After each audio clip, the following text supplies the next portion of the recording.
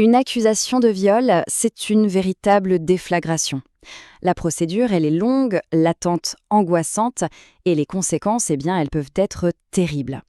C'est pour ça qu'on a conçu ce guide, un guide d'urgence pour vous aider à comprendre ce qui se passe et surtout à bien réagir dès les tout premiers instants.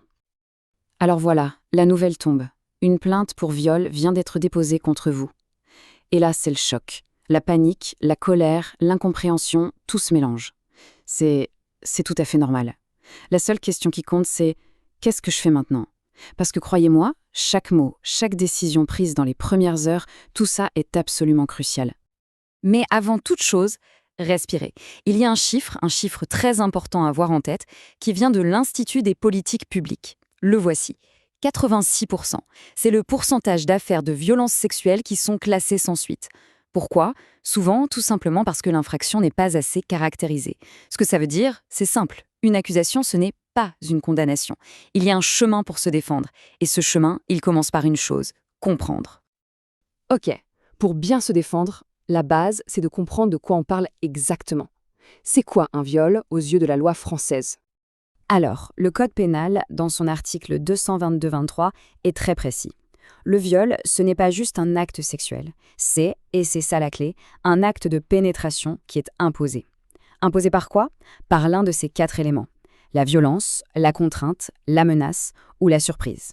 Et attention, il en suffit d'un seul pour que l'acte soit qualifié de viol. Ce qui nous amène au point le plus important. Pour qu'il y ait condamnation, le procureur doit prouver non pas une, mais 2 choses. Ces 2 choses sont cumulatives. D'abord, bien sûr, qu'un acte de pénétration a bien eu lieu. Et ensuite, et c'est vraiment là que tout se joue, il doit prouver l'absence de consentement. Et comment il le prouve? En montrant qu'il y a eu violence, contrainte, menace ou surprise. Si l'un de ces 2 piliers manque, s'il y a le moindre doute sur l'un des 2, eh bien une condamnation est tout simplement impossible. Bon, parlons maintenant de ce qui fait le plus peur, et soyons clairs, c'est l'étape la plus critique, la garde à vue.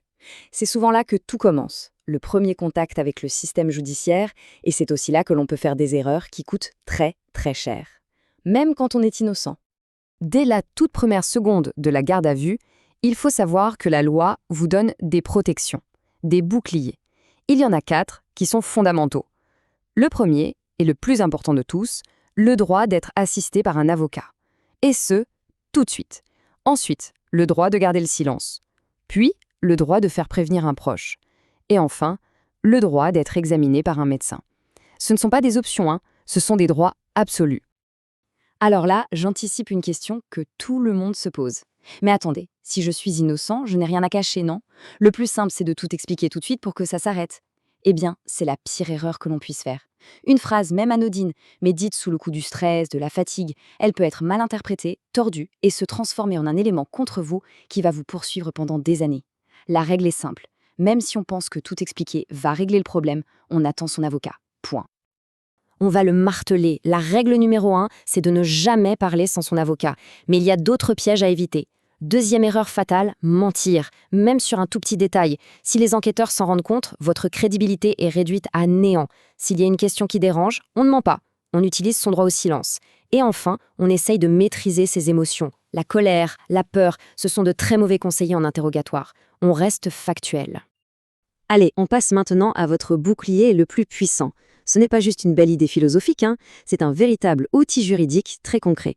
On parle bien sûr de la présomption d'innocence. Ce principe, c'est vraiment le cœur de notre justice. Il vient de très loin, de la Déclaration des droits de l'homme de 1789. Et qu'est-ce que ça veut dire concrètement? Ça veut dire que vous n'êtes pas considéré comme un coupable qui doit prouver qu'il est innocent. Non, vous êtes présumé innocent jusqu'à preuve du contraire. Et ça change absolument tout. Parce que l'implication est énorme. La charge de la preuve, le fardeau, il repose à 100% sur l'accusation. Ce n'est pas à la personne accusée de prouver son innocence. C'est au procureur, au ministère public, de prouver sa culpabilité. Et pas à moitié, il doit la prouver au-delà de tout doute raisonnable. Et c'est ce qui nous amène à cette fameuse phrase en latin « in dubio pro reo ». Ça veut dire quoi? Tout simplement que le doute profite à l'accusé. Si à la fin des débats, les juges ont ne serait-ce qu'un seul doute, ils n'ont pas le choix. Ils ont l'obligation légale d'acquitter. Et ce n'est pas de la théorie. En 2013, par exemple, la Cour d'appel de Montpellier a acquitté quelqu'un en citant précisément ce principe « relax au bénéfice du doute ». Bon, on a vu les grands principes. Maintenant, comment on passe de la théorie à la pratique? Comment on construit une défense solide avec son avocat? Il y a plusieurs stratégies possibles, bien sûr, tout dépend du dossier. En fait, la logique est assez simple. Regardez, la défense va s'attaquer directement aux 2 points que l'accusation doit prouver.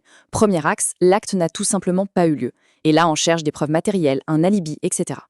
Deuxième axe, oui, l'acte a eu lieu, mais la relation était totalement consentie. Et pour ça, on va s'appuyer sur tout le contexte, les messages échangés avant, les témoignages, le comportement de chacun après les faits. Ok, on a vu ce que dit la loi, les pièges de la garde à vue, les bases de la défense. Tout ce qu'on vient de dire nous amène à une seule conclusion, à l'action qu'il faut mener tout de suite. L'appel qui peut vraiment, vraiment tout changer.